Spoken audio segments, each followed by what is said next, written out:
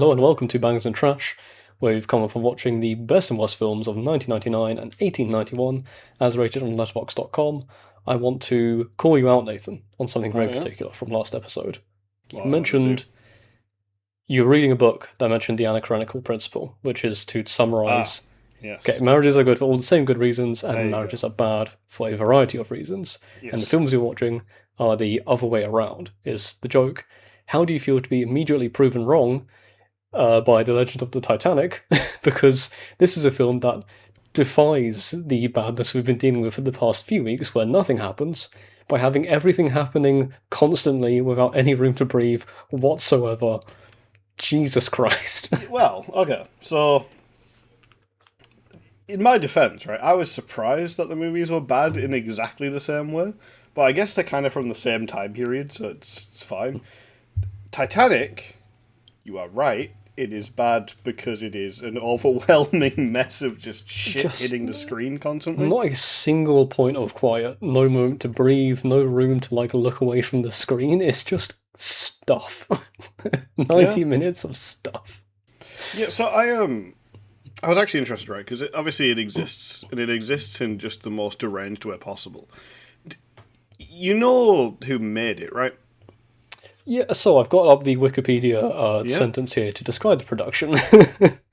An international effort between North Korea's state-owned SEK for Animation, Spanish ITB and American Hollywood Gangs producers, an Italian writing team and composer. And I'm yeah, guessing a mix of nationalities for actual animation. yeah.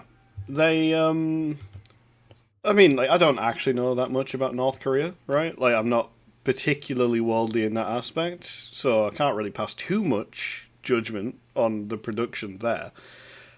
Random Italian, probably not a very particularly good studio. That's pretty normal to do to get Italians to make your weird low budget films in Yeah, film history.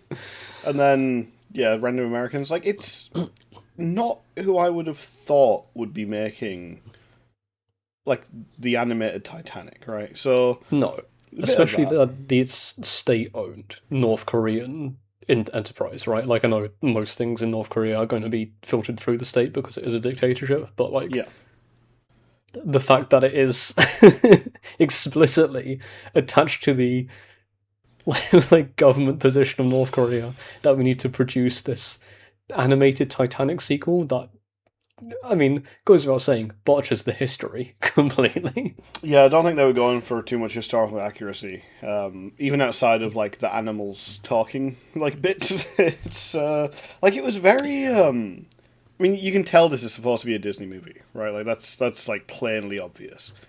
Yes, Talking yeah. animals, Disney princess who can talk to the talking animals, just all over the shop, like kind of a early A plot, B plot with some mice, and then the Jack and Rose characters, or the Elizabeth character, who I guess would have been Rose Yeah, equivalents. so Titanic, James Cameron's Titanic came out in 97, this came out in 99. Can't find much information on it easily because when you start looking for the legend of the Titanic, people talk about how the Titanic was a legendary ship. There's a lot of association there. Um, this was almost definitely pumped out as quickly as possible to make money off of the Titanic being the most profitable film ever made at the time. Yeah, fun fact actually, before we go further with it. Do Yeah. you know the link between the Titanic movie by James Cameron and this Titanic movie? Uh, I don't think I do. I was trying to find workable information, but it seems you've So discovered more than me. the German dub of The Legend of the Titanic, the voice actors who played the Jack and Rose characters are the same people who did the German dub for Wow. James Cameron's Titanic for the Jack and Rose characters. What the hell? Yep, same voices. Perfect for the I part. know that internationally you'll usually have people play the same character from like the same Japanese Donald Duck character has played him for the last 30 years or something, but Yeah, that makes sense, right? You want that's to keep the crazy voice to accurate. track down. And I, Huh. I can't imagine that the German voice acting environment in like the late 90s was like so small that they had to do that. Yeah, and also surely if I guess I'm not sure enough about the dubbing to know if it brings prestige, but if you've been the voice in the most profitable movie of all time, you can probably negotiate your way out of animated. Probably pick your You jobs, know? right? You probably choose Yeah, like, oh, yeah, I don't really yeah. want to do that one. Yeah, I don't want to do the Titanic sequel slop. North Korean pseudo propaganda? Question mark? Yeah, I Maybe? think like having your voice be attached to such a like profitable film, you likely do get to say, I'll probably go do another one. You know, I imagine a lot of people even in Germany watched it in English, but I imagine a lot more people in Germany watched it in German. So those voice Yeah. actors likely quite famous as well. But yeah, it's I don't know why they would have done it. Unless they just liked it. Like they might have screened it and liked it. Because, Okay, no. No one would like this. No one could like yeah, this. it portrays Brazilians in a very nice light. Yeah, yeah, Brazilian mice specifically. Very weird. Like, I like. Like, okay, I don't want to say I like too much about the movie because I didn't like too much about the movie. It was just like a movie based entirely around like stereotypes of like three countries. One of them being the most Brazilian coded mouse in the movie that doesn't make any sense for him to be. Played a lot of football, talked a lot about Brazil. Is he the one who says I'm not a racist because I think a mouse and a human could love each other? He's not a racist. Good What line. a, what a what a bizarre line to put in your kids' movie. Yeah. I don't think though at any point they were really like aware of what the audience should be hearing, I guess. I don't know, like just an I don't absolute think fucking mess, I don't yeah. think they're aware of like what the audience should be seeing either, because this is very clearly supposed to be Disney, very clearly made for kids. It's made for babies. There's so much cleavage in this movie. Did you notice? Yeah, yeah. It's very weird that Like, they did that. just a lot of low cut dresses, a lot of like really big badonkadonks on these ladies. They're not even just like the main character, like side women just on the ship. Well, this like it zoomed in on that. That was the thing, right? It wasn't just like Yes, they yeah. were there. Like this wasn't like a Pixar mom scenario. Like this was like the camera directed your attention to it. It was also Yeah, just and okay. then like she was wearing a necklace, but like the camera didn't frame the necklace center; it framed the cleavage center, Yeah, and the necklace just above it. It's baffling choices. the one okay. As far as body shapes go in this movie, which is a strange thing to say, but it's a segue that's important to me. The look of the octopus disgusted me, Oh, good God. like beyond belief. Right? Oh, I what was is his name? Just Tentacles? yeah, Was that his name? tentacles. The Yeah, like 5-year-old child coded super strong octopus who's with the dog face. the dog face and the like actively like muscular tentacles. Yeah, Like that was a like disgusting image. It absolutely I looked vile. I don't envy people having to draw a simplified interpretive octopus for the screen because octopuses look very strange, and especially if you want to have them talking and you want to have the lip syncing, because kids will understand better who is talking if you can see the face. But they've just drawn a dog's face on this octopus. Yeah, I It don't know looks why he had a snout. monstrous. No, Like I don't know why you had eyebrows. Like, it's weird because like the other animals are like mostly competently drawn. they look like Don Bluth. It looks like Fievel from Yeah, American Tail. That's the biggest like key visual inspiration for this. Clearly, yeah, yeah, yeah. just imagine it with about 5% of the frames of animation and a third of the quality It was like per drawing. I think the one thing that pissed me off when it came to the animals, the animation, and this is like maybe a planning thing in the storyboarding, where it would have probably been the biggest problem. The dolphins have to fly, Yeah, right? Because they give them so much dialogue, and the dolphins can only deliver dialogue while they're out of the water.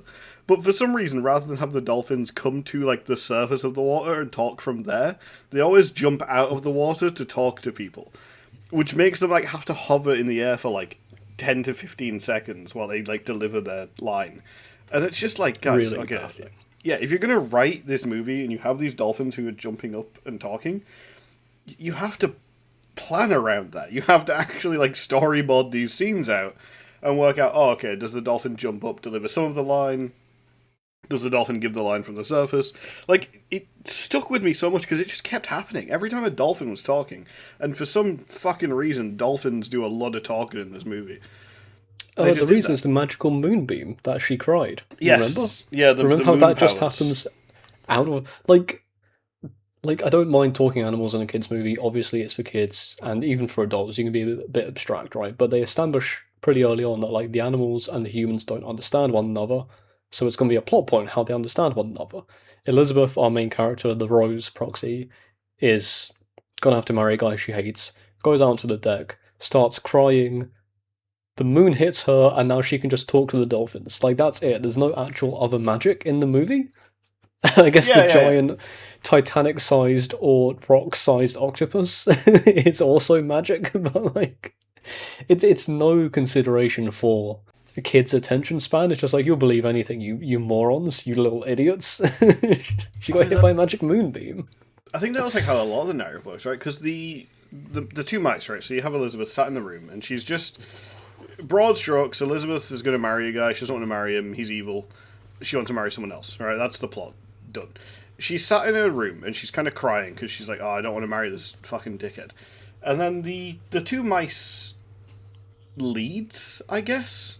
Like lead may be the best word for them, right? The Brazilian mouse and the Feifel ass kind of mouse, right? Just the main Yeah, character there's mouse. another one. He's like the They ship they mouse. they feel interchangeable in my head. I watched this like a day and a half or so ago, and it's mush. It's complete gunk. Yeah, but It's gone. they run up to Elizabeth, and she's just like, "Oh, I'm talking to these two mice now," and then they formulate this entire plan to like get rid of the guy, and it's like, dude, okay, even as a child, right? You're watching this. Don't you want these characters to like meet and actually like speak to each Yeah, other right. before they like they go like that? It's like a video game, like seeing somebody in like a multiplayer game who's on like the same team as you. Yeah, you're Like they are PUBG just crouching to talk to yeah, yeah, yeah. them. Like they immediately have this connection that says, "Oh, you're friendly to me." There's no like charisma needed. There's no like introducing the characters and having them know each other and decide that they can move forward this plan. The characters just meet, go ride or die, and then like they're happy, they go forward. And like kids movies, some directors and the production team behind this definitely are that, where they think that kids are fucking idiots, right? You can just do whatever you want.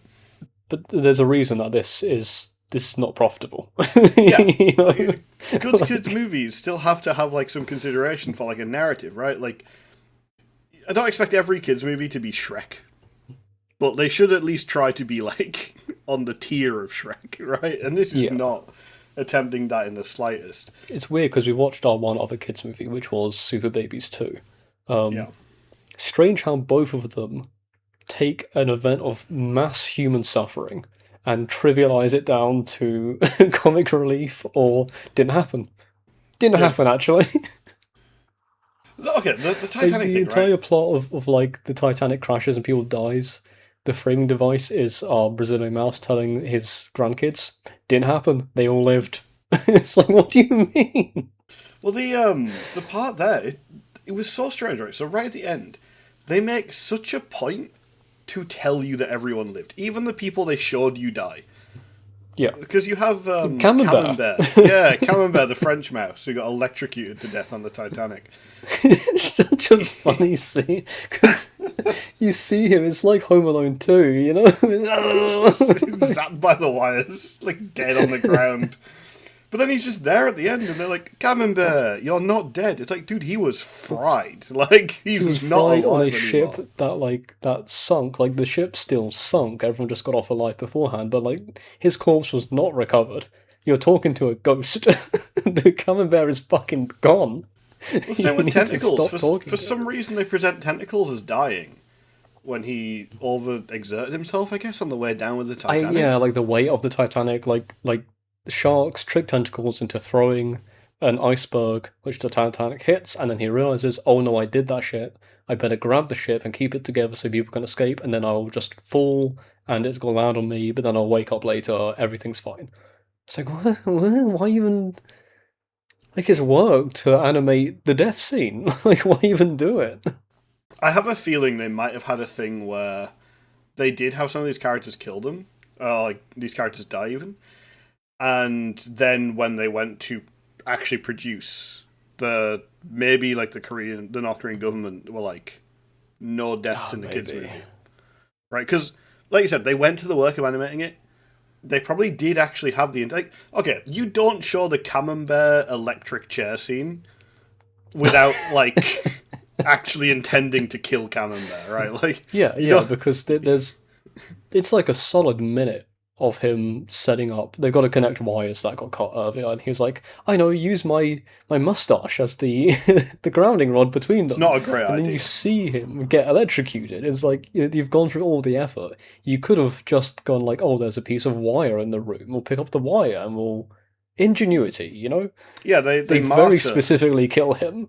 like Camembert is martyred for the others. Yeah, Like even they in do. the T-pose like Jesus figure, Yeah, right? yeah, He's a exactly right. sacrificial fucking mouse.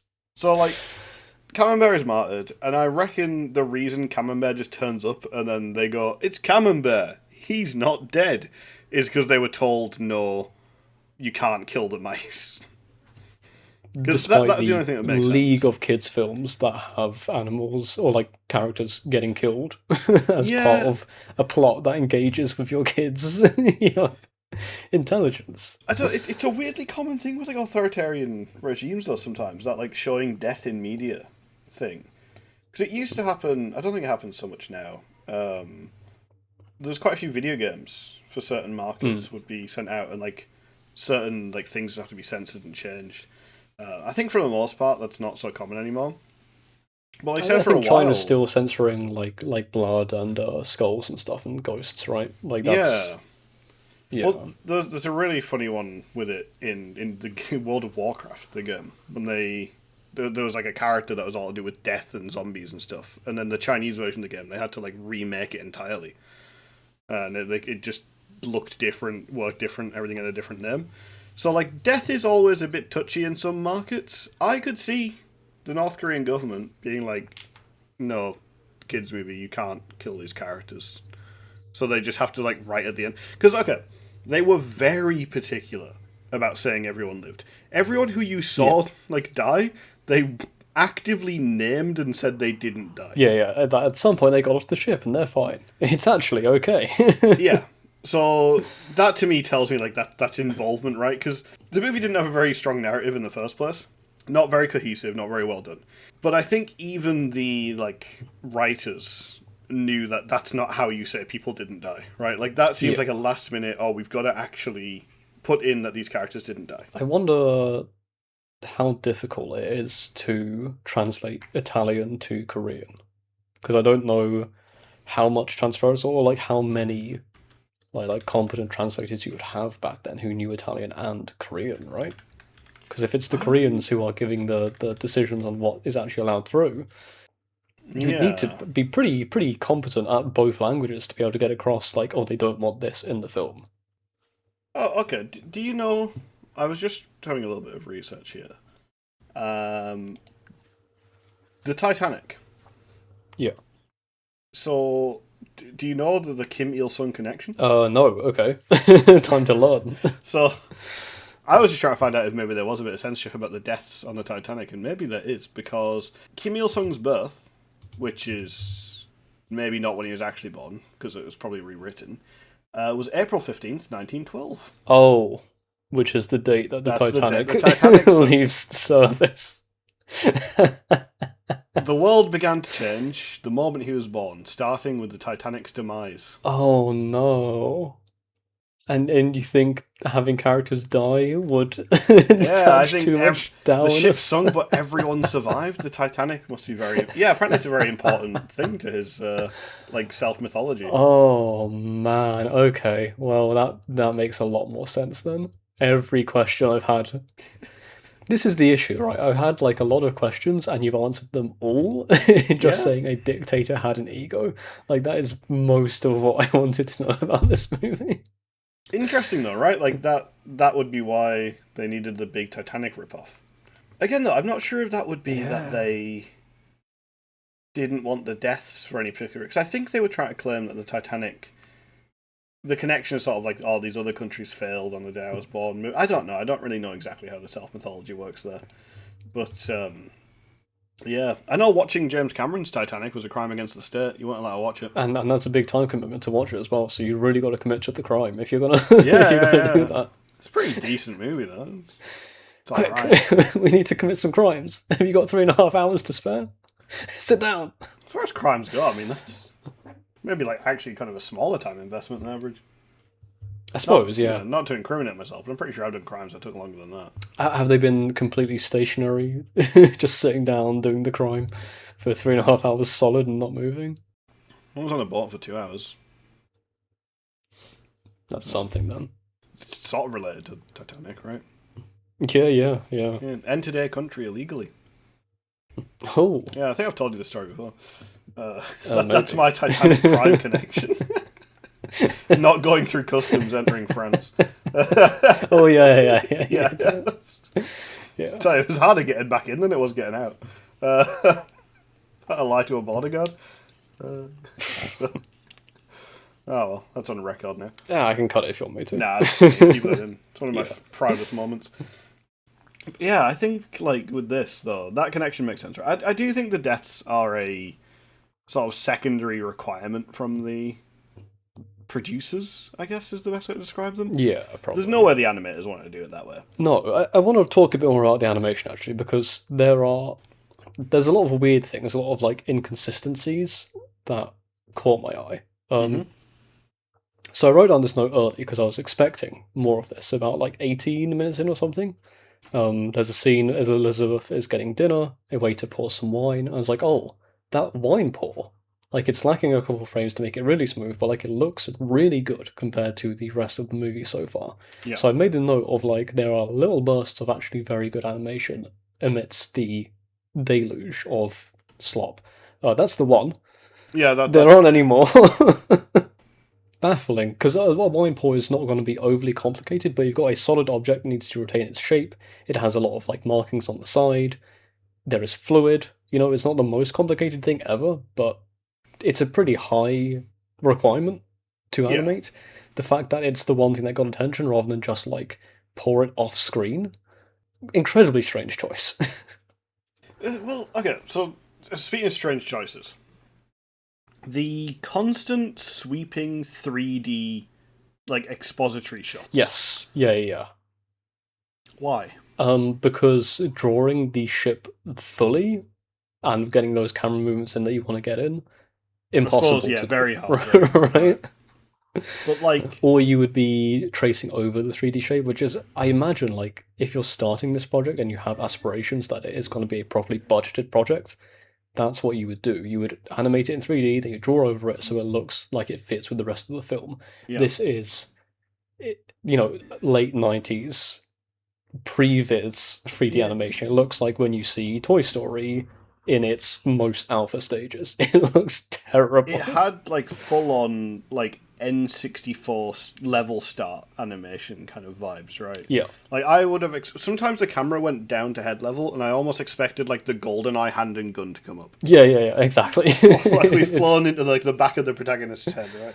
Also, on the animation thing, the 3D, right? You have the wedding at the end, similar 3D swooping shot, the ship 3D swooping shots.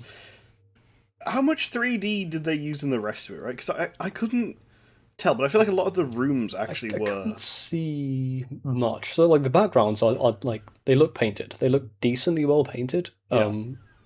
They've got that issue where you can tell what is going to be animated because it looks, the colors are different. The colors are wildly different here. Like they stand out way more than you get in the like Hanna-Barbera thing. But it doesn't look like there's a lot of 3D otherwise. It looks like the traditional animation was done pretty traditionally. Yeah. It's just these sweeping shots of the ship itself. Just the worst looking 3D you've ever seen in your life.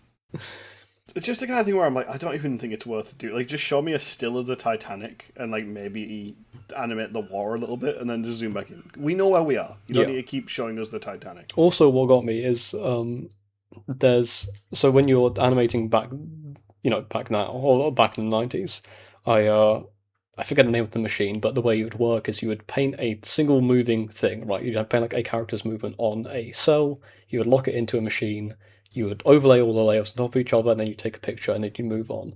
Hmm. Um, they've clearly done that, but there is some points, and there's a lot of points where you can see the shadow of the cell behind Oh, it, and it doesn't look like an intentional shadow because you've got was it Don Juan, the Jack equivalent character, yeah. who's like standing in front of an open door, and his shadow is just there, and not at all where it should be. Really distracting, as well as when what is it? They go to a kitchen. There's a lot of mist Yeah. at one point. I think they just smudged an empty layer and put it on top to simulate the mist. Like they just got a greasy finger and ran it along an empty animation cell because it's not how you draw mist. It looks just blurry. I get like, okay, if you think you're being clever with it, and again you have no eye for taste and no skill reel, like that's gonna happen, right? You're gonna go like, oh, well, we just smudge it, it'll look fine, and then they do it, and they go, well, we can't redo it, can't pay someone I to think draw it's this more now. like like because the mist would be a separate layer probably. What I Yeah, imagine happened is that they did the rest of the scene.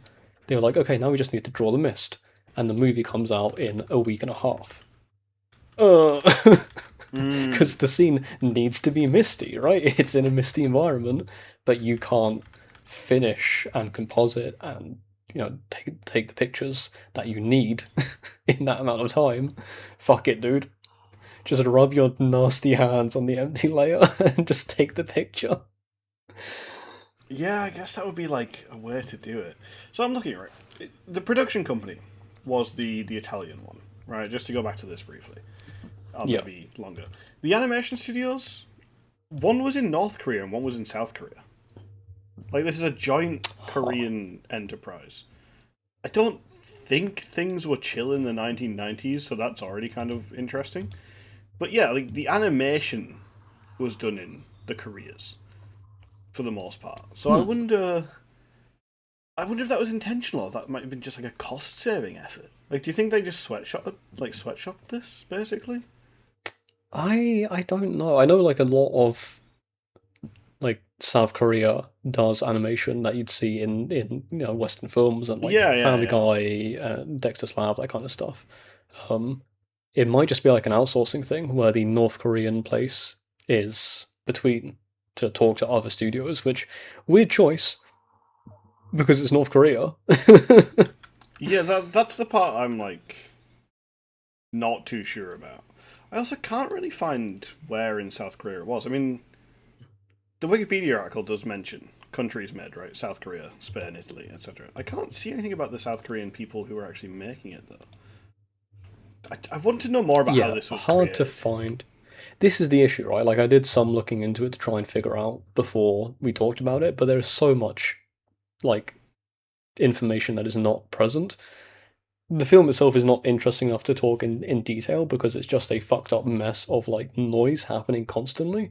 But when Hmm. you ask how does something like this get made, that really interests me. But I don't know where I'd go to find the details.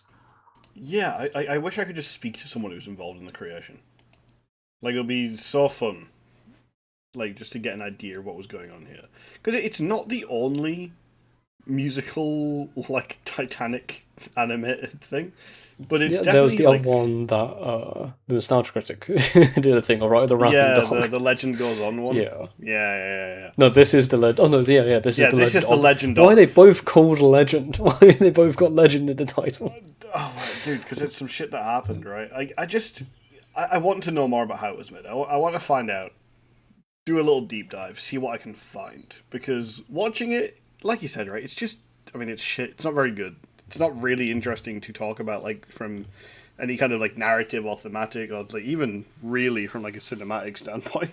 But how a thing like this gets made is really interesting. There is links you can find to a guy, funnily enough, a person named Guy Delisle, who is a Canadian cartoonist animator, worked in China and Korea, North Korea, in some of the Mm. animation stuff, and did graphic novels about said travels.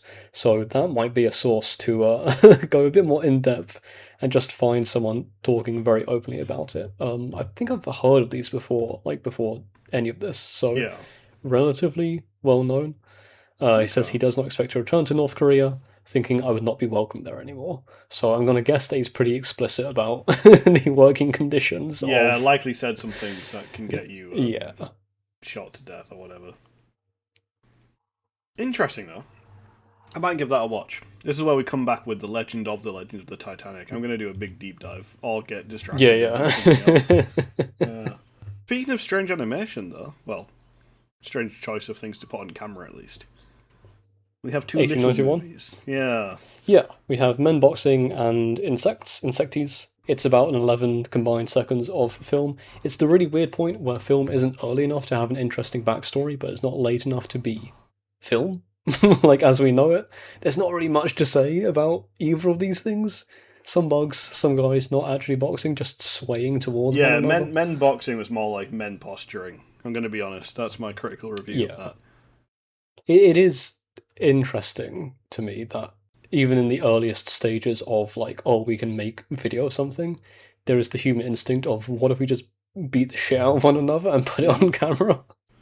But didn't actually get any punches thrown. It's just like a posturing match. I do wonder before any fighting happens. Because I saw some like less well restored versions, right? And it's really choppy. I mean, it's like 5 frames or some shit.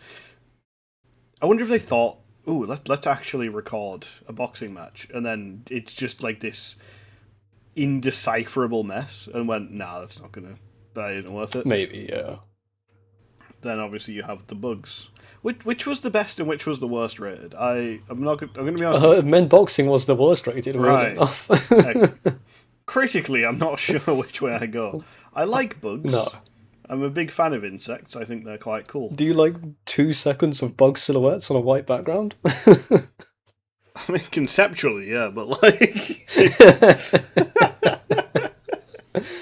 Yeah, I mean, it's similar to Monkey Shines, where these are best and worst rated because something has to be. I want to find the breakpoint for when we can go like, oh, that's a film that I would consider, like, what is it, 1912, Cameraman's Revenge? Yeah. That's a film. Old, it's short. That's a film, though, right? Or yeah, like if Trip Through film. Paris, France, like, that's a film. Yeah, like, I would say, given our current track record, we're probably going to roll into like 17 or 5 again this week, so we'll find out. Look, I have taken off all the ones with no movies. We're getting through them as quickly as we can. It's crazy to me that we keep rolling the 1800s. I've never expected to watch this many like early 20th and late like 19th century movies. Yeah, like I'm building a culture, you know. We've been forced to watch a grand total of like 35 seconds of film pre-1900, a Nazi propaganda movie. Like, not what I was expecting. Okay, hold on. The Nazi propaganda was in 1945. That real films had already existed. Like, I mean in the sense point. of like shit that I thought. When we agreed to do this, I thought, oh, this is going to be like grabbing movies that I haven't seen but probably should have seen, then some funny slop. Yeah. And so far, we managed to watch, one combined minute of early archival footage and some shit the Nazis wanted you to do. The Fun, though. diversity of film over the entire course of film's like existence is way broader than you might ever think. Yes. And even just a couple months into this, I'm realizing like, oh shit, loads of stuff from every given time period. It's kind of crazy how much variety you can find when you just rely purely on random chance. I also love how many people are just putting bugs on camera. Yeah. How many more bugs do you think we're gonna get? Just bug movies? God. At some point, someone's going to just record some spiders. I'm not sure if like any spider horror would make it into the best or worst. No, I think it would be too... Like people who don't like them are going to be very vehement about their dislike of spider horror. Yeah, it's very middling as well, right? Because even if it's good, people are going to be like, it's fine. I don't think you ever see a like arachnophobia type movie be at the top or the bottom. So we're not going to see those as far as bugs I don't go. think Eight-Legged Freaks is going to win out in any category. It deserves it. I'd be happy if that was the worst movie of the year, because I actually really like Eight-Legged Freaks. It came out when I was in the period of like, I thought I was bad of horror movies, and I thought it was like an actual horror movie and not, bugs schlock. Yeah. So I was like, I'm never going to watch that. I think I saw it in a pound shop with my sister. There you and go. I was like, that looks fun. And then I bought it, and I watched it, and I was like, this is the best movie I've ever seen, because I was a child. Um, You like big spiders? yeah, I fucking love that kind of schlock. Uh, I haven't seen it since, though, so who knows? I think you'd probably hate it. I imagine I have at least a slightly less enthusiastic opinion on it. Yeah. I can remember it quite well, though. Well, maybe we'll do a unique Nathan's Choice episode where we watch Eight-Legged Freaks. Eight-Legged Freaks and Alien. Yeah. Hey, that's a good combo. That's a good duo. Alright, well. But yeah, Legend of Titanic. I've forgotten who directed it. I imagine that wasn't really like their job as director. There was probably a lot of massaging from other sources, so it's fine. Let's not sully their reputation by naming them. Turns out that they think it's the greatest thing they've ever made. I Truly mean, proud of it. if the state says that you think it's the greatest thing you've ever made, maybe you might think have it's to. the greatest thing you've ever You made. might as well agree with it. Definitely extend your Yeah. lifespan. Well, let's move away from something that no one thinks is the greatest thing ever to something that quite a lot of people think is the greatest thing ever. The Green Mile, directed by Frank Darabont, 1999. Good segue from state-sponsored executions. Hey, yeah, look at that. Truly everything is thematically Good linked. segue away from the framing device of an old man telling someone else about his life's histories. They are the same movie when you think about it. Like, I didn't know the structure of Green Mile because I hadn't properly watched it. I got a lot of stuff to talk about my expectations for Green Mile, but Oh, yeah? after watching Titanic, and I click on Green Mile, I'm like, that's not Tom Hanks. That's an old man. Is this the same setup as Legend of the Titanic? Happened a lot Killed in the me. 90s.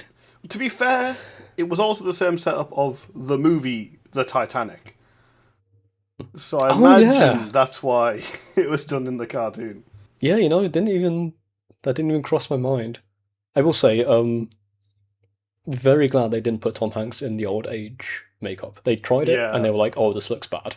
We'll just get a different guy to act as old Tom Hanks. Thank fuck. Because the guy is good, and it would look really distracting to see, Old Tom Hanks. late Yeah. 30s Tom Hanks trying to be a bit more than, like, late 80s Tom I Hanks. didn't know they as even it were turns going out. to do that.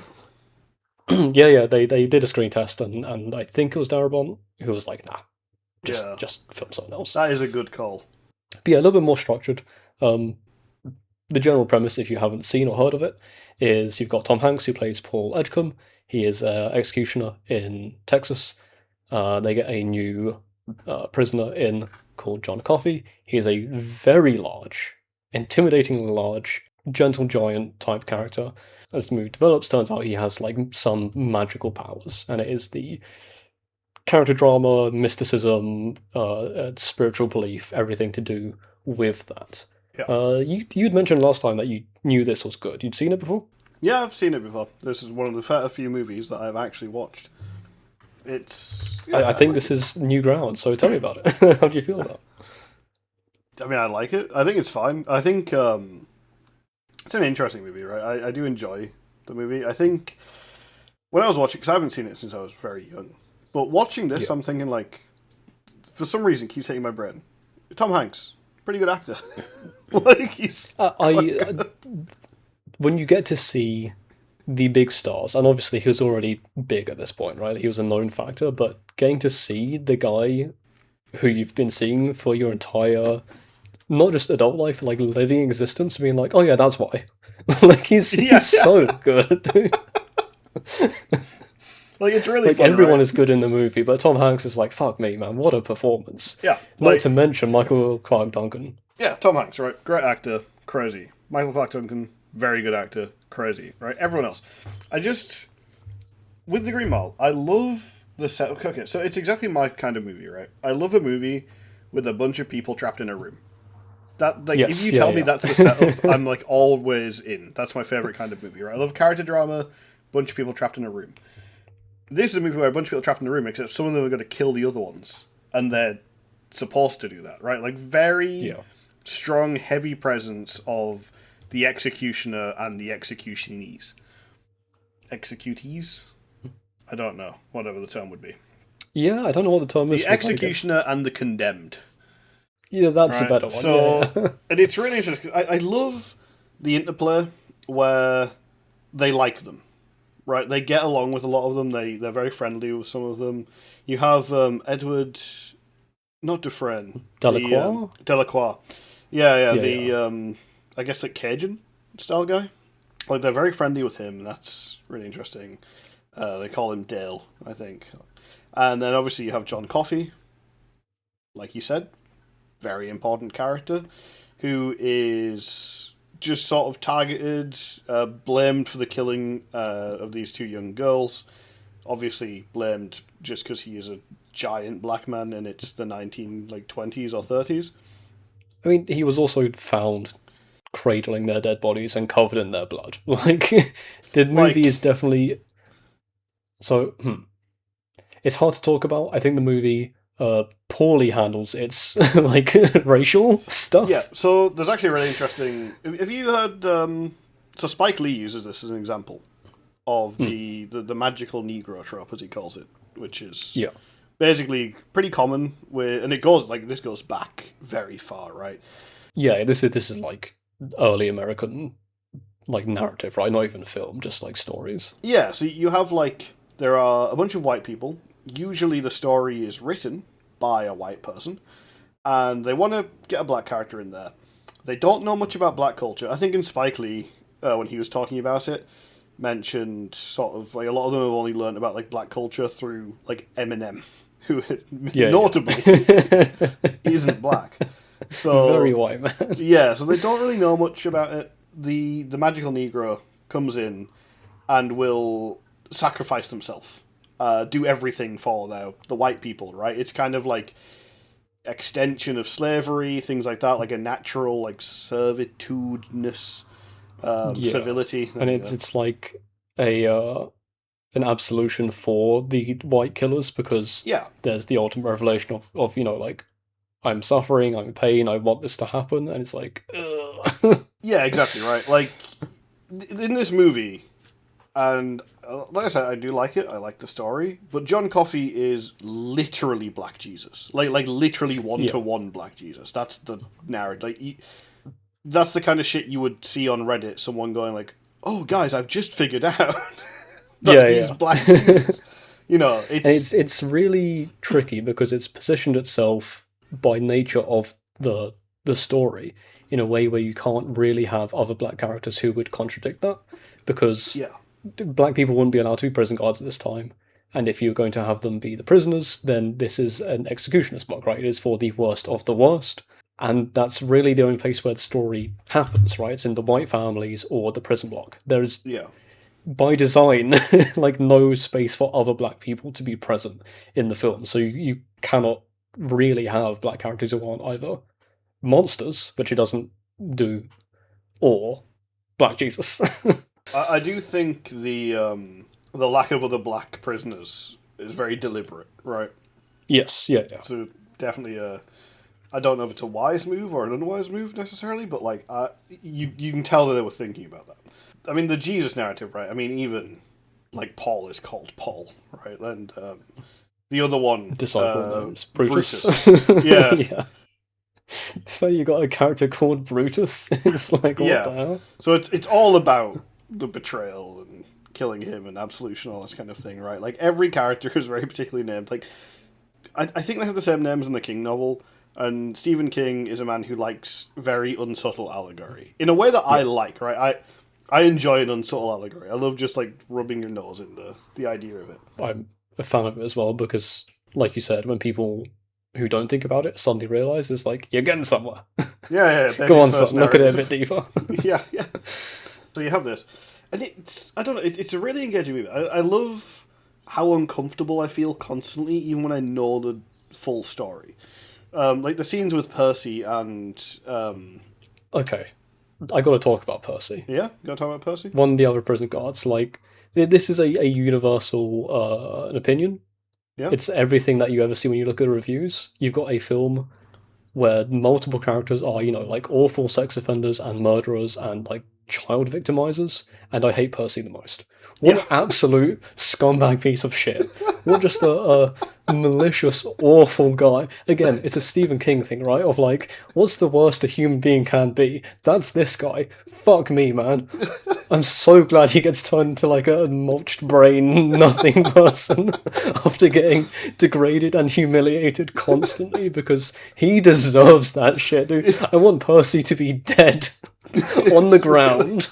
It's great, right? I love like the performance there. Who is it that plays Percy? I don't know forgot his name. I was looking up into him. He is known for playing Percy and marrying a 16-year-old. So he plays the so scumbag he well plays from it well. experience. But yeah, like that performance as Percy, like he is just a loathsome little rat of a man. Like it's so good. Yeah, Doug Hutchison is the name. Yeah. Great performance, bad bloke. Yeah, but like, man, you fuck. Like you said, right? You have a movie where half of the characters are murderers and rapists, and you fucking hate Percy. Like he is like a slime man. Like there is nothing redeemable about him. There's a real like moral black and whiteness to all the characters here, where you've got all the other guards who are good people despite being executioners in, state-sanctioned murder. And everyone who is even slightly bad is the worst person you've ever met in your life.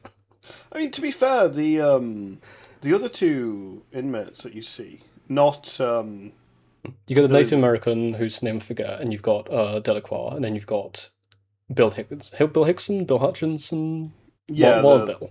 Wild Bill. Sam Rockwell. Wild Bill, evil, right? Just evil. The other two are actually relatively complex because they did do these crimes, and you have this little chance to interact with them, and like, especially Delacroix, because he is like quite a main character throughout the story.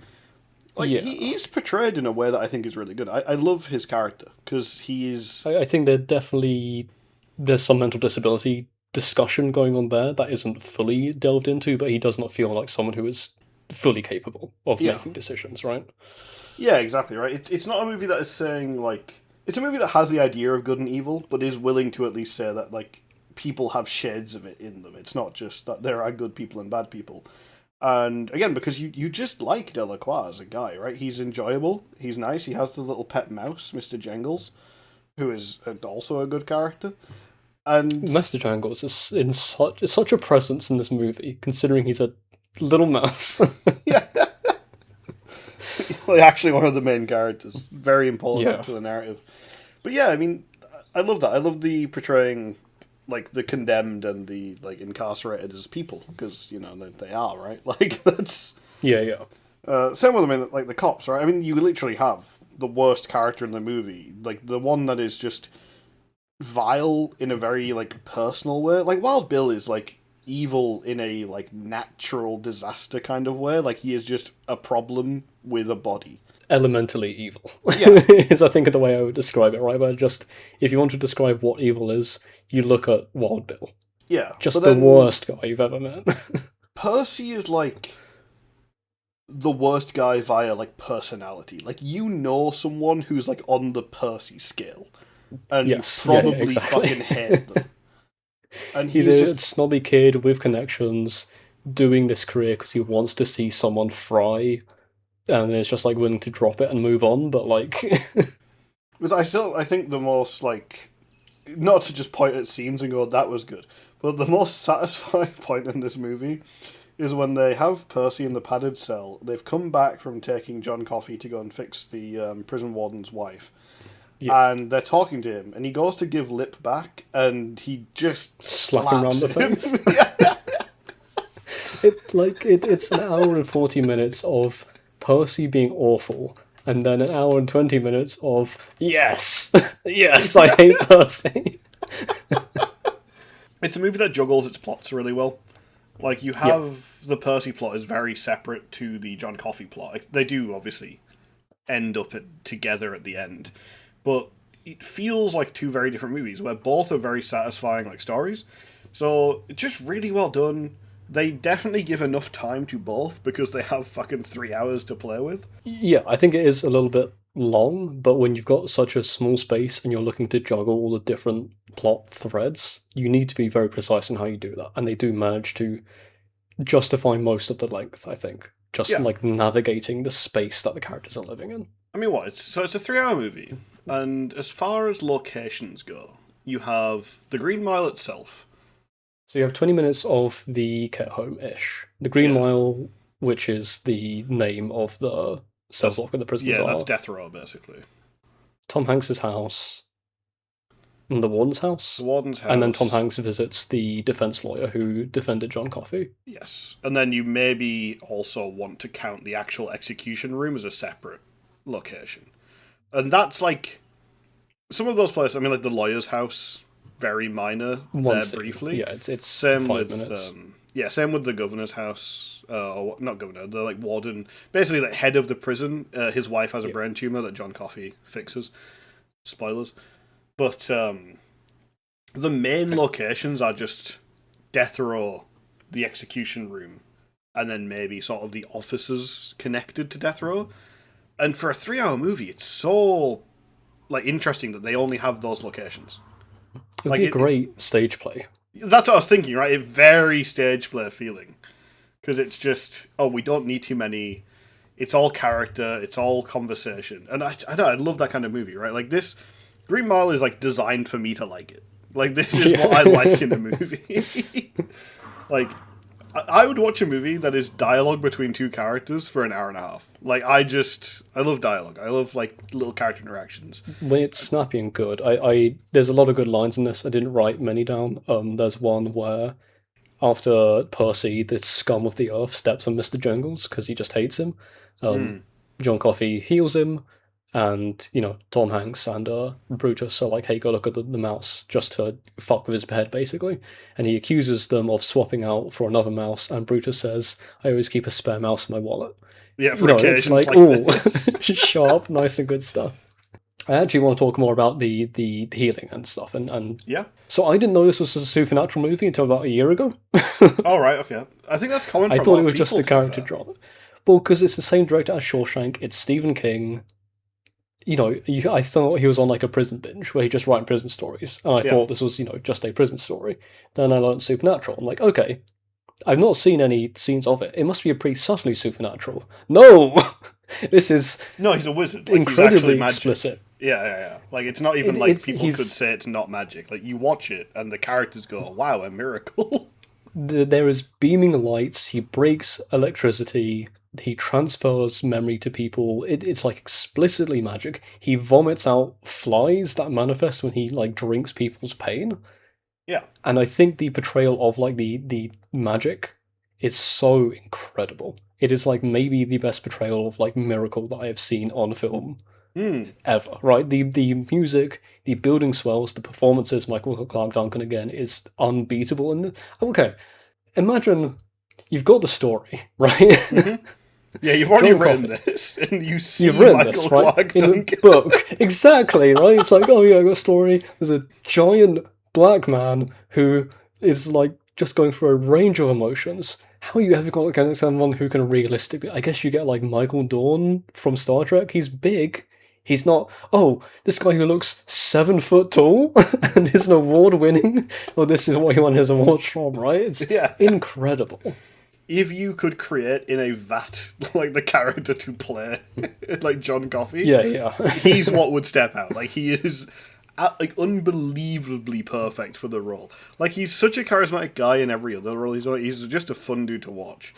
But like this is sort of like Vin Diesel as the Iron Giant level of like funny connection in my head, where I'm like, oh yeah, I can't see another person doing Well, this. like the big reference point, I think, for a lot of people our age is Lord of the Rings, is the entire cast. And somehow they got one guy who's cast better than everyone in Lord of the Rings, despite them being S plus casting,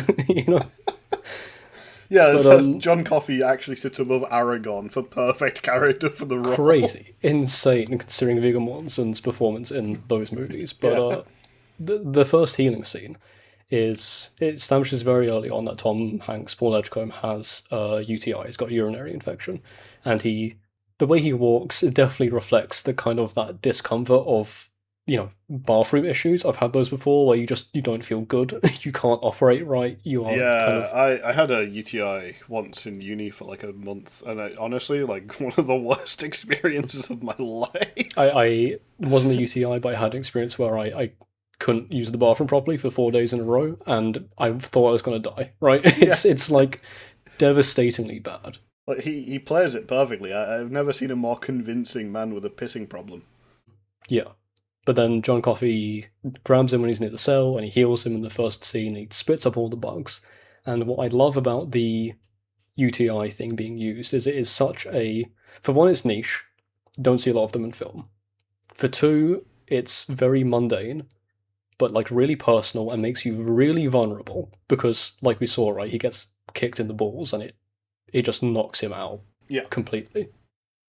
But then also after the healing, there is direct, explicit, undeniable proof that he's better because he pisses for like 3 minutes straight. And yeah, if you want to get across that like this healing thing is real, using that as the framework to do it is like such a it's a really mundane thing.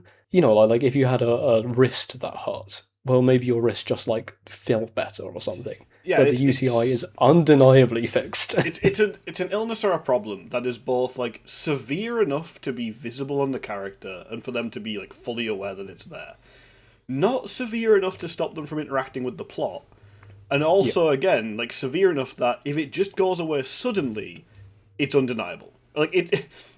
It's funny to say, but I think like the UTI might be the perfect illness to use for what I they have can't like think of done.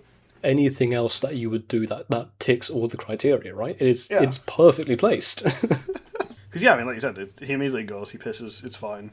He goes home, can finally have sex with his wife again. Such a Brings funny it yeah, fades yeah, to black. I thought time for a bathroom break. Immediate fade back up to light, and they're still having sex. yeah, It's yeah, so funny.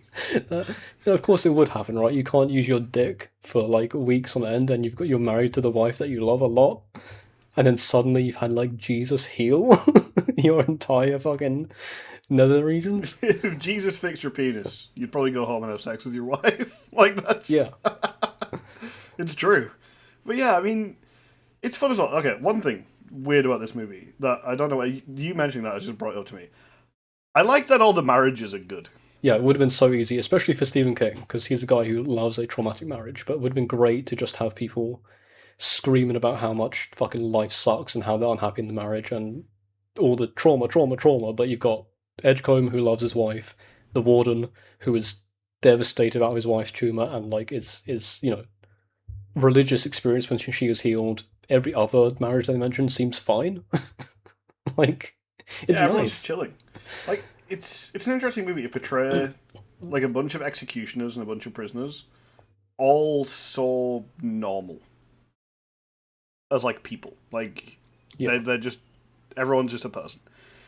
You know, you've got Percy who's evil and Wild Bill who's like evil, but like it's everyone else who is like a full character, just a character. Like really well done, really good. I just people in like bad situations, right? Because obviously a big part of this is that kind of dichotomy with like they're executioners. They're having to kill the people that they like because that's their job, right? So it's yeah. there's no like absolution for them. They are still presented as like executioners, but it doesn't dwell on it. It just lets you kind of be like, oh yeah, these guys kill people for their job. The first execution scene really it's horrifying, right? Yeah, Execution, regardless, is going to be a frightening thing to go through. But the way they portray the like emotional state of the person being executed is really it is explicit without being gratuitous. And yeah, but then when it is gratuitous, it needs to be again to get across what a bad person Percy is because he intentionally botches an yeah, execution. yeah. But I was just thinking about like imagine you get the hood put on and they are literally counting down the seconds until you get fried to death. What a horrifying fucking thing. Yeah, the electric chair is it's an interesting one because it like do you know why they did it? Do you know much about the history of executions? I, I don't I know think I if you would. watched the Jacobs Geller's That's a good one. like video about how like this stuff doesn't actually get any less painful, and how this isn't actually like any more humane. Yeah, it's Which, all theatre, right? It's all yeah, very much like for the observer, not for the condemned. So you have like the electric chair where they basically like added together all of the execution methods and went like, oh, which one's most humane? Which one are we good people if we do? And they were like, electric chair seems good, and it's absolutely horrifying, right? It's yeah, painful. It has like a botch rate that's just ludicrously high, but they just did it because they're like, fuck it, kill them. Good chance actually that Jacob Gallagher reminds me. Always like to bring it up. Lethal injection. One of the worst things we've ever come up with as a people. yeah. Like unbelievably, like putting venom through your veins, right? Like not Yeah. humane in the slightest. It's extremely painful. It almost always fucks up. It has like the highest botch rate of any execution. Doctors and nurses don't do it. It's just random untrained prison staff. And the chemicals they use for it, a guy came up with by Googling for 15 minutes. Insane. Like, yeah, it's... There's a paralytic in it. Like, there's no reason for, like, the paralytic in it, except that it stops the person from convulsing, so the people watching don't think it's that bad. Because, like you said, it's all theatre, right? It's not Yeah, actually. all theatre. It's like the Yeah. only quote-unquote humane execution method is, like, the guillotine or the firing squad. And they don't like those ones, because there's a lot of blood. So, like, yeah, bullet to the back of the head would just do it immediately, but Yeah. then you've got to watch someone's brains get fucking splattered. It's a bit grim. Like, if I had the choice, like, of execution method, I'd be like 10-ton rock dropped on my head. But they're probably not going to do that one, because, like, No, it yeah. doesn't look good. But for the condemned, like, it's pretty solid. It's a bit faster. Unlikely it's going to be botched as well. Imagine if it was, though. You just get crumpled and you're still alive afterwards. I think they have to let you walk. It's like the witch trials. Well, they let you walk, but you can't do it, you know? They let you sliver like a snake. Yeah, I don't know how long you'd have left after it, but yeah, it's that. I got like obsessed with executions, not like the individual acts of execution, but like the concept of it for a bit. Because this might shock you. I'm quite anti the death penalty. Yeah, weird that. Yes, right.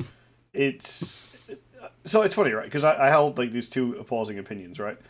I think there are crimes you can do that would warrant the death penalty.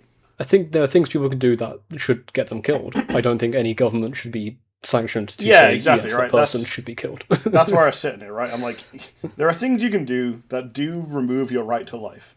I just don't think anybody has the power to remove your right to life. Like, anyone should have the power to do it. Except John Coffey. Except John Coffey. Yeah, that's true, actually. He's allowed to do that it. again, actually. Like, if you want to portray a character as, you know, a Jesus figure or as this, like, angel, I love the fact that at some point he's like, these guys have got to go.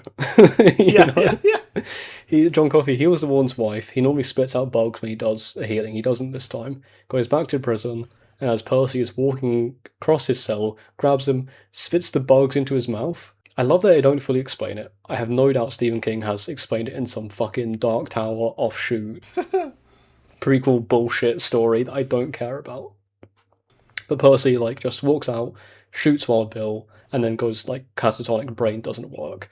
The idea of the, like, miracle being who's come down to Earth to share love and healing is like, you guys are too far gone. I gotta get rid of you because you are fucked.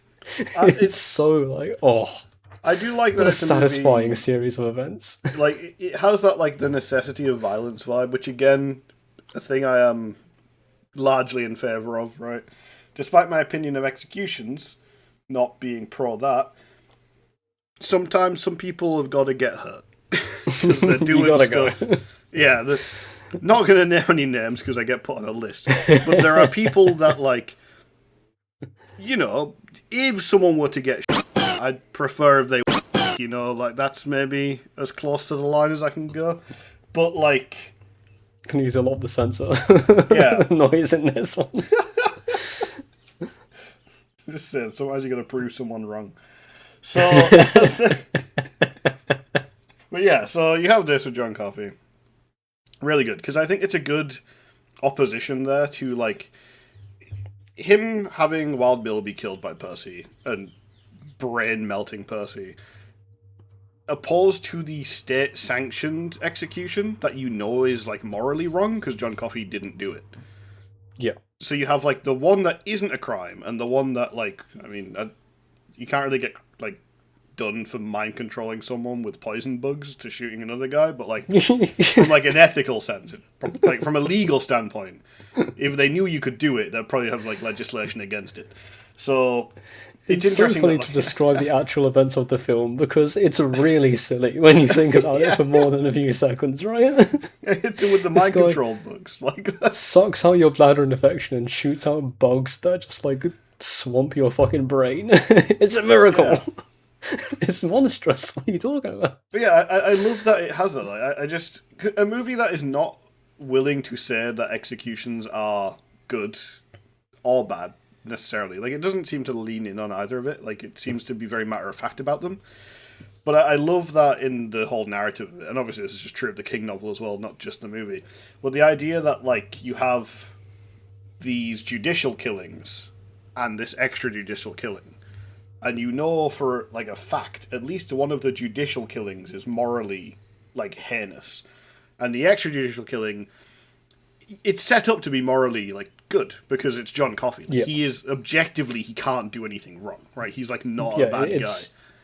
It's John Coffey killing the two worst people you've ever imagined existing in like human history. Like it's a series of events that establishes like you should feel no guilt at any point for either of these two fuckers. Yeah, I mean, you even have it in the scene afterwards where the prison warden, top guy, is speaking to Paul, and he says, like, did my wife's healing have anything to do with this? And Paul's like, no. No? Like, just vibes off of it, because, like, you already know, like, oh yeah, that's good. It's good that he killed that guy and brain wiped that guy. Yeah. And like no follow up on that, just like Percy's now in the mental hospital. There is no repercussions for the people involved. There is no, like we discovered the truth of it. It's just like no, he's a swamp. That's good. We'll leave it there. Yeah, exactly. It's a really nice little like note to just leave it there. I don't know. There's a lot of that in the movie. It's really cool. I do like, of course, like a movie about basically an angel and executions and stuff is going to lean in on the good and bad and the moral versus legal and all that kind of stuff. But I do think every time they do it, it's framed really well. Like both in kind of just like the scene to scene, like how they show like aftermath or how they show characters reacting to it versus just the actual overall narrative of like, oh, well, these events are happening. Like it's really well done, right? Like there's a reason it's considered a great movie. Yeah. And then like when I stop and think about the sacrificial black man saying, "Don't worry, white guy, it's okay to kill me because I want it." Yeah. There's parts of my brain where I'm like, ugh, you've really like conceived a story that has no fixable way to resolve these issues. But when you look at it just, I don't want to say less politically because it's a movie about state executions, you can't really look at it less politically, racially if you're willing to describe it. Less racially or just like I guess, accept the faults for what it is, right? Mm-hmm. It's so well done and just like such a watchable movie in that, half an hour will pass and you're like, shit, that was half an hour. So much has happened and I know so much about the characters. Weird that like the vibes aspect of it. The Wikipedia plot summary has Paul's UTI being cured and Mr. Jangles being brought back to life adjacent sentences. There's like 50 minutes of stuff between them. Yeah, there's just a lot of like so much is just the vibes. Yeah. Because, like I say, it's a movie where it's just enjoyable to watch two characters talk, right? Every actor holds their own really well, and you just enjoy every conversation. Like the amount of Paul and his wife, I can't remember her name, which maybe does speak to something about the way the movie uses women, but yeah, it's like Godfather, but less stressful to watch, where they are purely surrogates for male characters, but they're at least not screaming harpies who you don't want to see on screen. It's also like the women in this movie, I think, mostly act as sort of secondary characters, mostly just because they don't work on the ward, right? Like on the prison block.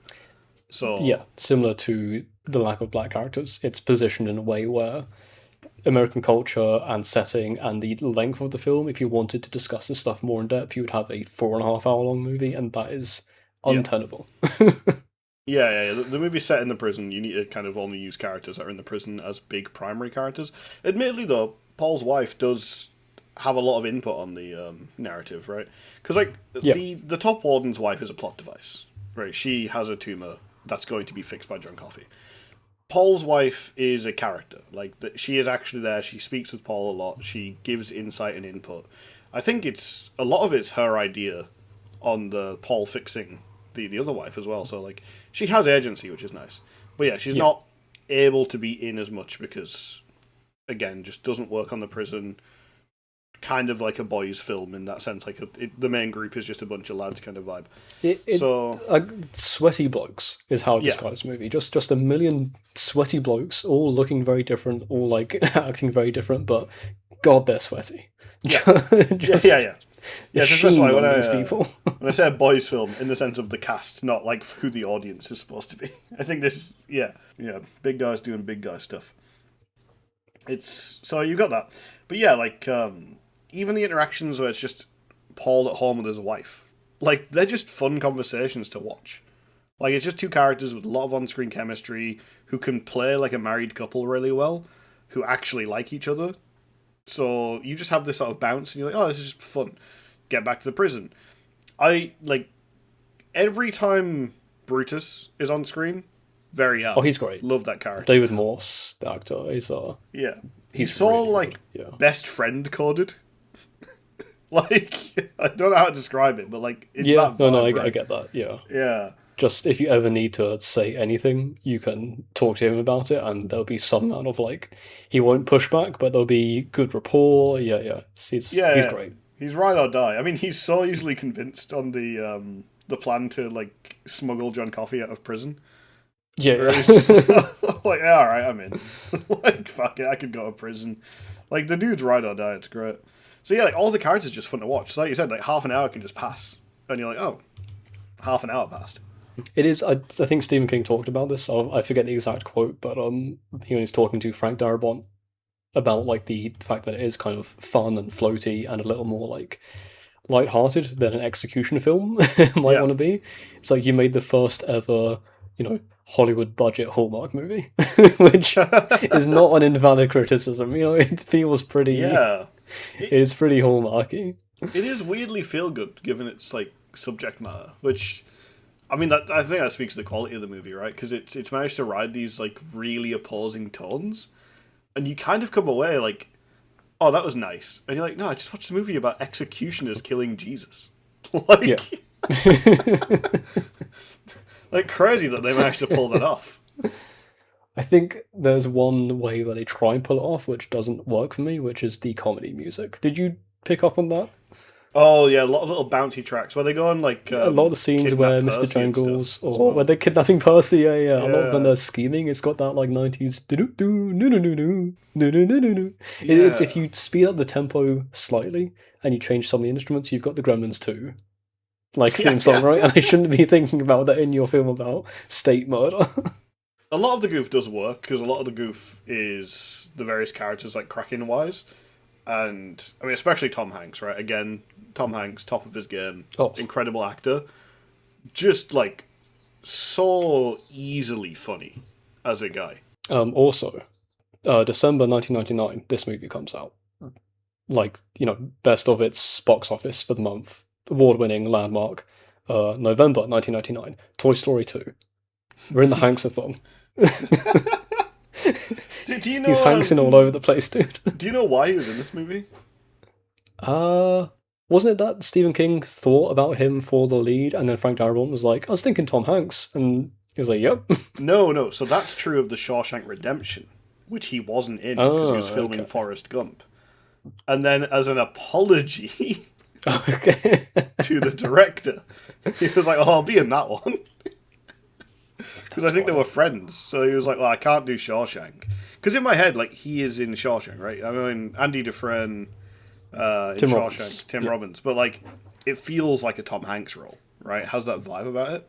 I think he would have Yeah. been stellar in it, but he was too busy doing Forrest Gump, and he was like, "Well, I'll be in your next one." And then they make the Green Mile, and I'm like, I couldn't imagine another actor playing Paul. Yeah, no, it'd be hard.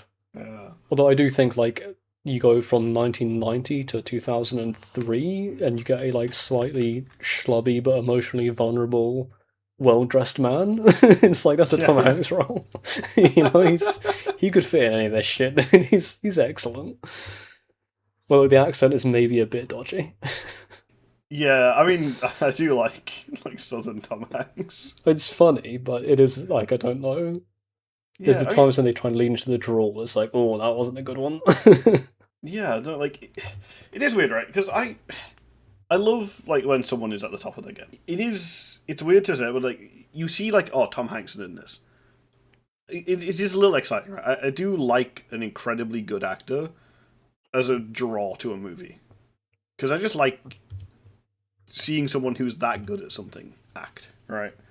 Yeah, Like yeah. But it's when you can almost guarantee that like there'll be a chunk of the movie where you will not be bored because of the performance of a single person, that's like, oh, that's a big thing, you know. good, dude. I need to go watch Saving Private Ryan again. Like that's. Another 3 hour long ass epic movie. Yeah, I'm realizing that like Tom Hanks can carry a 3 hour movie. yeah. It just works. Apparently, he's not good in the Elvis movie, which I think is pretty long as well. Mm. He's doing another Southern accent. I think it's Just has to like lock in, stay. Yeah. yeah. I don't know. Like it's interesting to me that we've had a couple of really long movies and we've been like, yeah, these are great. You should watch these. I think people convince themselves that there is a huge difference between watching a 2 hour movie and a 3 hour movie. And like, I know so many people who have busy lives, have kids, have like full work life like balance thing going on, and they'll describe some things they were doing, and I'm like, you could eke out 3 hours to watch like a masterpiece. Like it's not actually that hard. So when I recommend something like this, I know we caveat with like it's 3 hours long, but like you can find 3 hours, right? Especially like a lot of people who are listening to podcasts, like I mean, I'm going to go and play video games after this. I know a lot of people who would be listening would also just go and play some video games after this. I mean, well, the thing is, like this kind of material you're listening to while also playing a video game. Do not Yeah. play a video game and watch The Green Mile. That's like the level of disrespect. Yeah, you probably put your attention on the movie. Your fucking rage can wait, dude. Yeah, Like yeah, Tom yeah. Hanks is doing a Michael Clark Duncan stellar performances, right? You're gonna beat like fucking I don't know whatever raid boss you're about to fight when we Yeah. stop the call.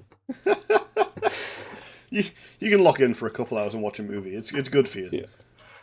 It's also just nice. I mean, like because I didn't watch a lot of movies before I started doing this. Really, the most like long form film I watched was just like episodes of Columbo and stuff like that. Not a huge bad, film but like guy. not a varied like Yeah. media diet, right? And if you want to be in these creative spaces, I think it's good to have as much different stuff, whether it's mediums or genres or lengths or quality levels, is Yeah, also exactly. important. Well, this thing for me, because like one of my sort of main little side things is like working on like tabletop role playing games, right?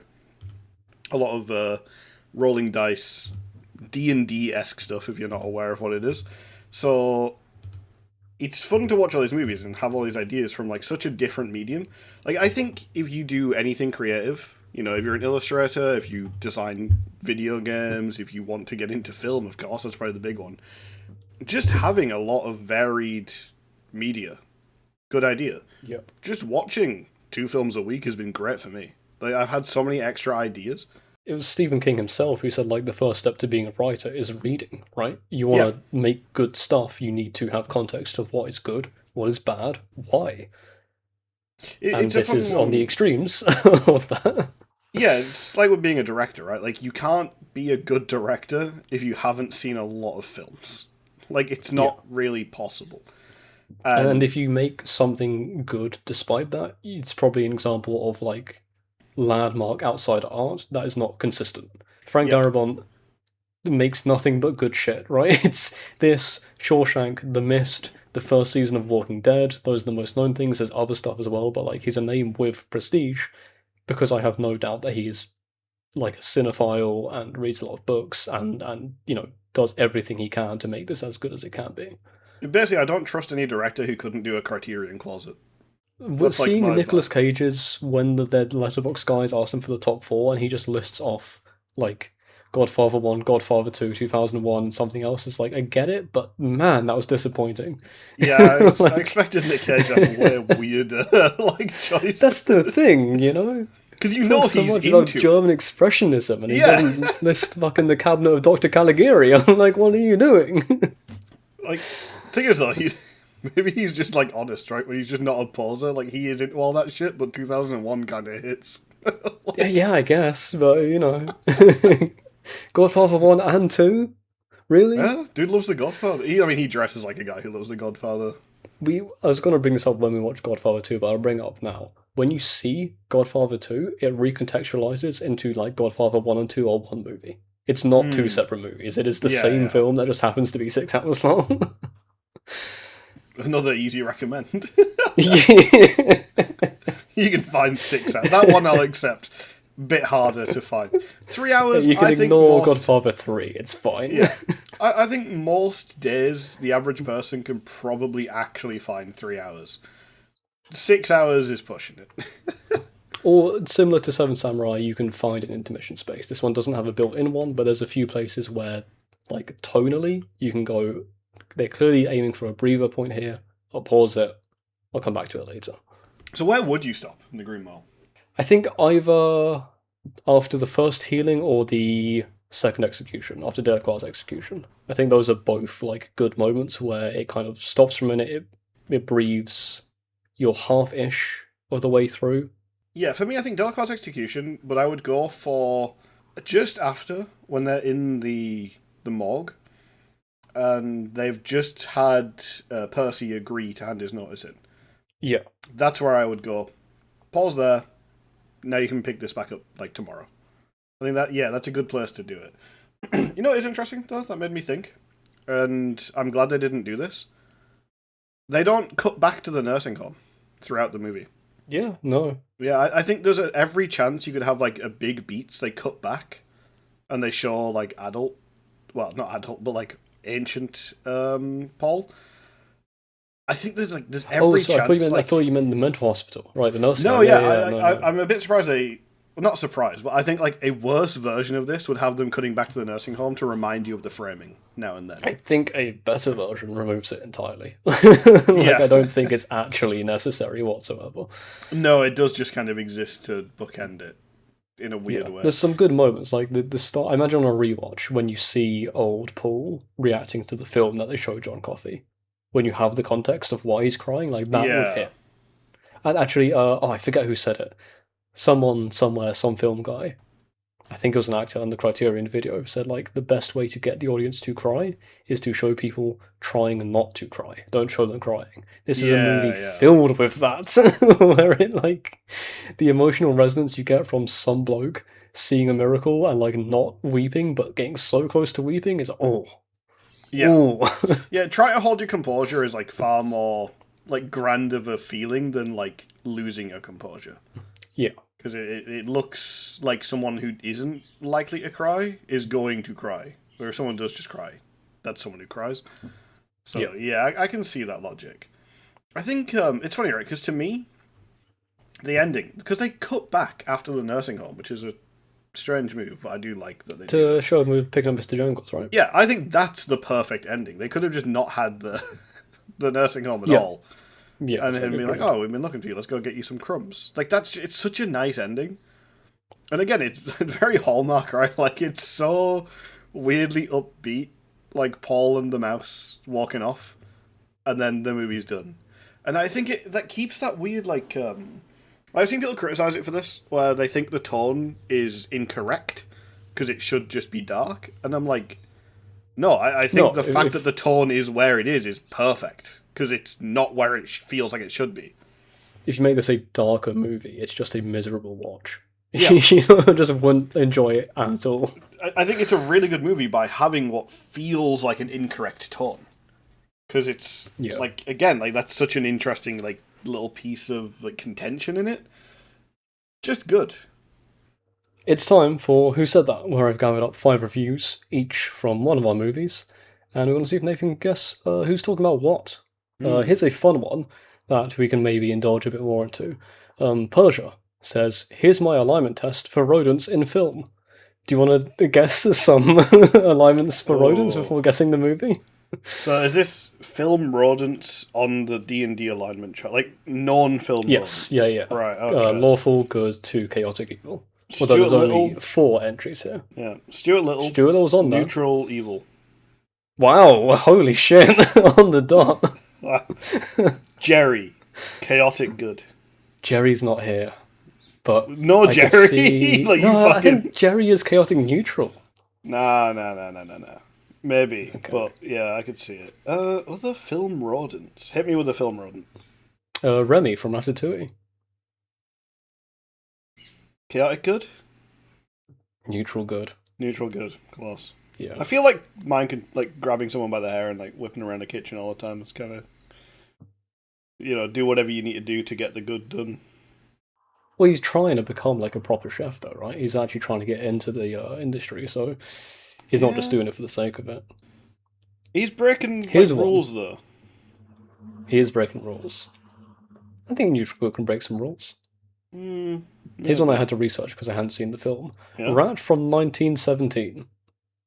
The movie 1917. The Like, movie film- 1917. I haven't seen it, but Yes. know a fair bit about it. But the rats there have got to be, like, chaotic evil, right? Because, like, they just... Oh shit. Yeah. Yeah. I think there's a scene where the main character's hiding and a rat walks into a trap and like blows up. Yeah, dude. I've read a lot about the rats in the trenches, and it honestly I mean, the trenches themselves do sound like the biblical hell. Just a horrific time period. Anyway, next rat. Yeah, well, there's only one more rat. Do you want to guess him and the alignment and then the movie? Only one Because more we've had a rat. few rodents in. Is it from? Do you think I know this rat? It's from one of our movies, so yes. Oh, what? For rodents in film, sorry. Oh, rodents in film. Yeah. So is it? It's either Mr. Jangles or one of the mice from the. It could be Titanic. Camembert. He sacrifices his life. Could be Camembert. I mean, Mr. Jangles seems to be in the lawful good, if not just true neutral. What would you put Camembert if you Why had would I to? put Camembert? Yeah. Lawful good. He's a martyr. Okay. Do you want to guess the movie and I'll reveal which one it was? Which one it was? You're pushing me in the Camembert direction, so I'm going to go. Mr. Jangles feels like an important film rodent, so I'm going to go Green Mile. Correct. And he's chaotic good. Going by Chaotic Percy's good. rating. Yeah. Yeah, I can see it. He does kind of run around the place, antagonizes Percy. If I've ever known anything about chaotic good, it's antagonizing characters like Percy. So That's I'll go true, with yeah. that. They're usually like the happy-go-lucky rogue, and I suppose, in a way, being a circus performer who antagonizes the evil people is... I've definitely had someone come to me Yeah. with a backstory of that pitch, right? Yeah, exactly, okay. Here's Rob Young, who says, "I can just imagine Martin Scorsese viewing this at a film festival, crying, stretching his arms out and screaming, 'This is cinema!' And he will be right, it is cinema." I don't like this guy. I just think, like, referencing a meme in the abstract like that is, like... very, like, Milady, Fedora, Tippy kind of old-school Redditor. Okay. Right? And I just... Part of me has never grown out of despising those people. You're allowed to be cringe, like, it's fine, but, like, I am also allowed to not like you for being cringe. I didn't think I'd get so much hatred from you out of this one, my It's, word. like, that lands on a very particular... Like, so, as someone who is probably autistic and, like, is into, like, nerd shit, I have a, like, seething hatred for those kind of people, because they make me look bad by proxy. Like, you can hate the enemy, that's fine, but nothing stings quite like betrayal from someone who should be on your side. And that's how I view those people. I'm going to say this is one of the short films, because the people who write like that are doing it for show. Okay. Insects. Holy shit, you've done it. I can pick them apart. Circumnavigated the globe, dude. Yeah. I know how their brains work. Wow. The fact Insofar that as you you got the can call right it one as working. well, I'm shocked that you got the That's right because that's short the film. highest rated one. True. Yeah. Okay. Like I said, I can pick them apart. I know how they work. Every move, discombobulate them. Here's one from, I guess, Sting, but it's ST, then lowercase IN, then uppercase G. A very Never been a strange way fan to of the spell it. police. Yeah. They say, if online film critics jumped off a building, would you do it? My mother probably, if she knew I was watching this. I guess my answer is a firm yes. Okay, so like the framing there is supposed to be that he's watching a movie that critics didn't like. But I don't think you'd write that if you watched The Legend of the Titanic. Hmm. I know there were some online critics that didn't like The Green Mile. It was a shockingly, like, middling rated movie when I saw Wikipedia. I think it was Yeah. 60% approval or something. It's one that really needed to stew, I think. I'm gonna say Green Mile. I've got you. It is Legend of the Titanic. Ah, right, okay, yeah. Yeah. It's not just the film critics who don't like that shit. Did they know this? Yeah. Like, it is just I guess bad. it's the sake of even watching it, right? It's like, just don't watch it. I don't know. Linz says, incredible. Didn't even watch the whole thing. Don't need to. It's terrible. Pretty good, right? Didn't even watch the whole thing. Don't need to. Now, is it a joke review about, like, men boxing? Oh. That's because it is only about 7 seconds, right? Yeah, that's like it'd be an even funnier joke review about insects because that's 2 seconds. Men boxing. Legend of Titanic. Legend of Titanic. Ah, well, the right about didn't need to. Yeah. I think there was like a 2-star review as well. Very funny to call it incredible. Yeah. I mean, incredible, right? It's conjugation of credible. Yeah. You can use it that way. You shouldn't, but you can use it in the way that it's unbelievable. And our last one is from Danny, who says, this shit is 10 hours long. Green Mile. See, right? what I've done here is I've gotten you 2 very short film, 1 very long film, and 1 film that is an appropriate length. Appropriate length is the wrong way to describe the Titanic. If you're watching like a film that is competent, 80 minutes is an appropriate length. Yeah, true. Green Mile. Legend of Titanic. Legend of Titanic. Oh my god, these people. I went 3 deep on it. Everyone's so fucking irony poisoned, dude. I hate the internet. To be fair, that shit did feel 10 hours long. Like, that shit felt so unbearably it did long. feel... I mean, same as last time, right? Like, I feel like we watch a shit movie that's really short and a masterpiece that's 3 hours long. And I'm like, completely wow. different feelings. Yeah. I watched The Green Mile and I'm like, oh wow, 3 hours just went by. I watched Legend of Titanic and I'm like, oh my god, I'm 15 minutes in. Alright, well, that brings us to the tier list. For those who are only audio listeners, we have Bangers, Gold Star, It's Good, It's Fine, Too Interesting to Call Bad, Consolation Prize, and Trash. I feel like our short movies are both in, like, bottom Consolation Prize. Yeah. It's like, they're nothing. They exist. Films. Here's my pitch for Legends of the Titanic. I know last time I said that trash should be reserved for stuff that makes me, like, actively cringe about the cruelty that's been happening to, like, humans and animals. I want to put this stuff in trash. I'll put it at the top of trash, but, like, my god, this was an unbearable watch. Yeah, because, like, it didn't have I'm happy for it to be, anything. like, the cutoff point, where, like, you know, this is where we accept non-animal cruelty in a film. The thing is, right, some of the designs, especially the fucking octopus, made me viscerally uncomfortable. Yeah. It's... Tentacles was just horrendous. And there's nothing really redeeming about it. Like, it is trash. I'm just trying to think, do any of the movies that we haven't got in trash deserve to be in trash if that deserves to be in trash? And my argument is that Epic movie does. No, because I got a, like, half chuckle from You got a half chuckle from Epic movie. That's still, like, that's your cross to bear, dude. That's not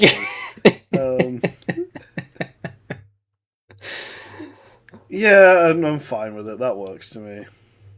We can come back and reevaluate once we've got a few more of these movies. Yeah. Once there, this like... a little bit more packed as far as a category goes, I'll accept it. Yeah. All right, for now that's fine. Yeah, Green Mile. Here's a tricky one. I think I might be happy with it being in Gold Star or Bangers. If it's going to be in gold star, it'd be in top. If it's bangers, it would be above 1 week. And I don't know why that's my breakpoint, but like that's how I feel. Yeah, okay. I think bangers above 1 week. Yeah, I think that Yeah. that works for me. Try to think. The question there is that should that be in bangers though? If we're thinking that is how it lines up. Because it, like, this is the thing, right? Where it's very good, it's exceptionally good, but then I think about my little woke brain is like, could you not fit a different black character in there at some point? Did you need to Yeah. write such a story that is contrived around only having one person of color in a story So the about? thing of this though is like there is an argument that it is like a point of view of like being like written by a white author. Yeah. Like there is a way that to me feels like King especially is like King is like a funny like liberal, right? I like King for it. He is definitely like an old man like liberal. Like he's pretty woke in a way that I'm fine with. He's very like rah, I love the Democrats, except the ones he hates. Like he's politically, I like Stephen King, but he's definitely Yeah. like cringe older politics. He's not like super with it. But I think like in writing something like this, the way he could reevaluate it if it wasn't how he wrote it at the time. It's like a level of introspection. Yeah, like Yeah. it is again like it's still a white man using a black character to portray his view on race, but like I don't think he's done it carelessly. Because I do think John Coffey is black for a very particular reason, right? Like Yeah. that's really important to the film, but it's not a film about like being black at the time. It is a film about how like the white people perceive the black people a lot, and I Mm. think it's almost fine to have this one black character like that. Again, nowadays, you would expect like more input from like black communities, especially like people with knowledge of the history of the time and things like that. But I don't Yeah. think it's like doing a real disservice, which again I'm saying as a white English guy talking about a white Not book. really our So like, perspective yeah, it's not matters on this, like right? I have to be very clear in like I'm still saying this from a relatively uneducated perspective as well. So it's a weird one, but I don't think it's as bad as say like a movie that just has a black character in it who is like carelessly added because they needed a black character. So Yeah. I think it does work with a Green Mile. Okay. We'll leave it there, and if we start to reconsider, if we get some more movies by like black creators or like do some research, maybe we'll reconsider. But we'll sit Yeah. it there for now. That feels Spike Lee comfortable. would disagree with me, I think. Spike Lee would disagree with a lot of people about a lot of Yeah. things. Okay, let's pick our next movies. Oop. It's crazy that some people are just called Spike. It's a good name to be. Yeah. Oh, we are in the danger years. Okay. 1946. 1946. What do you think about the Germans? Yeah, let's find out. I mean, this is post the war, so it might not be too bad. I don't see the Popularity German is films. It's a Wonderful Life. Oh. Oh, God. Oh, no, Lowest popularity. rated Yeah, we should is be fine. Scared to Death. Okay, I'm And in. highest rated is It's a Wonderful Life. Oh, no. Do you not like It's a Wonderful Life? I feel like it's a saccharine mess. I haven't seen it, but I've heard enough about it to think I'm not going to enjoy it. Let's see. Scared to It Death might is be better a than I thrilling thought. mystery. It might be. Thrilling mystery of a supernatural killer. A woman is married to the son of a doctor and proprietor of a private sanatorium. She is going she's under unwilling treatment. Oh no, he's accompanied by a threatening dwarf. A stage magician with a threatening dwarf? No. It's Bela Lugosi? Did Esper make this? No, Christy Caban. What else have you done, Christy? The Mummy's Hand, The Mystery of the Leaping Fish. Oh, he's making that kind of movie. Weird. And then It's a Wonderful Life, directed by one Frank Capra. We've got a Yeah. repeat director here. It was a good one. It was a Happen One That's a Night. good one. Oh, was it? Yeah. Okay, maybe it's good. Have One Night was really good. It was, yeah. Yeah, Jimmy Stewart. loses his bonus on Christmas, and stuff happens. I hear this is less saccharine than you think. I've seen it like in its entirety in a variety of different formats. Right, 15 minutes Yeah. here, 20 minutes there, all the start at Christmas time. I think you're going to enjoy it, from what I remember. I don't think it's going to be as sappy as you are The concerned. plot of this is don't kill yourself, never kill yourself, right? Like that's the Yes, yeah, never yeah, commit yeah, yeah, suicide. yeah. Think of all the shit that would be worse if you did it. So okay, Yeah, I'm into it. I'll find out. I'll probably enjoy it. it's 4.4. Like Yeah. it's pretty well regarded. We might be lucky. It's also a Christmas movie though, and I think Christmas movies outside of like Gremlins aren't very good. Oh, you need to watch. I forget what it is. There's like a '50s Scrooge adaptation. That'd That shit probably be rocks. that'd be my kind of vibe. What one is that actually called? It's 1951 it's called Scrooge. It's by Brian Desmond Scrooge. Hurst. Okay. That's A very good. Muppets Christmas Carol probably also slaps. I haven't seen it, but I imagine that goes hard. Yeah. Yeah. I'm trying to think of other Christmas movies that I would enjoy. Can't think of too many. Which is weird, because I'm Yeah, I'm a not. big fan of Christmas. I'm not like an un-Christmassy kind of guy. I fucking love How winter. about I love Christmas. Santa and the Ice Cream Bunny? How do you feel about Oh, that was really good. Depends on the version, right? Like, that one? It does. God. I need to go watch the other one at some point. No, you don't. Yeah. Still, okay. We'll do a prestige run, and when we run into 1972 again, we'll watch the other version. Like we've talked about before, I love like the background of that movie so much. Like just the God, series of insane. events that happened.